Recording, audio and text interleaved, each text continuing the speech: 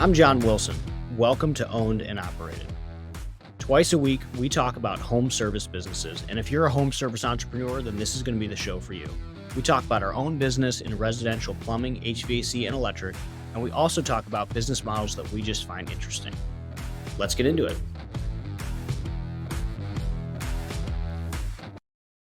If you like what we talk about on our social media, on Twitter, on this podcast, then you should be signed up for our newsletter. Go to ownedandoperated.com, where every Friday we break down our business, we break down insights, things we're learning, things we're working on, and it's good stuff.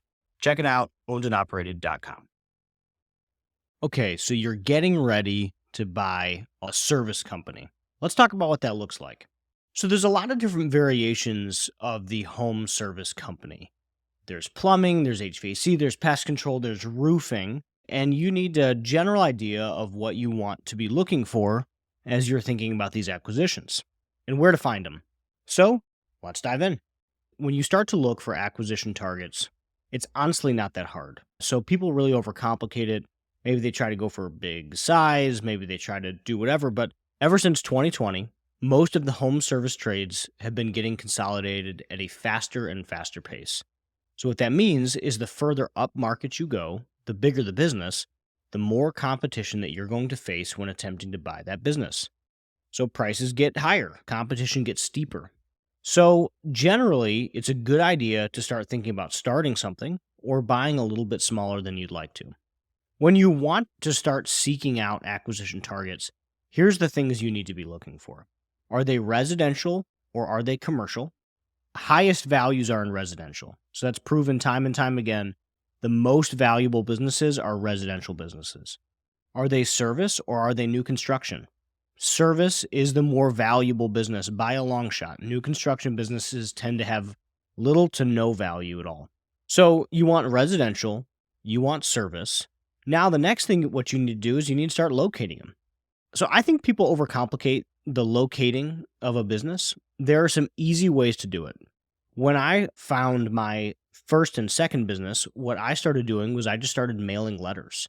So I got on Google and I searched plumbing company, Akron, Ohio. And I started sending letters. I sent 100 at a time to anyone with under 100 Google reviews because that probably meant that I could buy them. So you can use reviews as a good metric for how big a company is. If a company has less than 100 reviews, they're likely very small, 2, 3, 4 techs. If they have 500 reviews, probably a 20 to a 40 tech business. If they have 1,000 or more reviews, you're dealing with a real business and they might be too large for you to buy. So you want to look for under 100 reviews and you just send them a letter.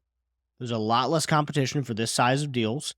And if you can target them so that they can be exactly what you're looking for, residential, service businesses in whatever industry you're seeking. Now, my general advice is people should just acquire in the market that they're already in. You already know your market. You already have some connections. You already know people there. And that the hardest part about that first little bit is getting leads, getting customers. And if you already are established somewhere, then that's a good fit.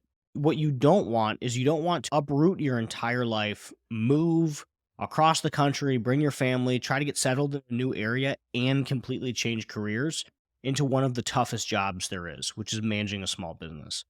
So stay rooted where you are, send out letters, let people know that you're a part of the community, and see if you can strike up a deal. Now, almost every deal that we've done has a component of seller financing. So I would encourage you to bring that up.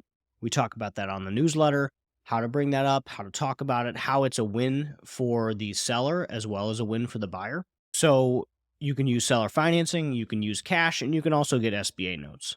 That is preparing to acquire a business. The where is wherever you are.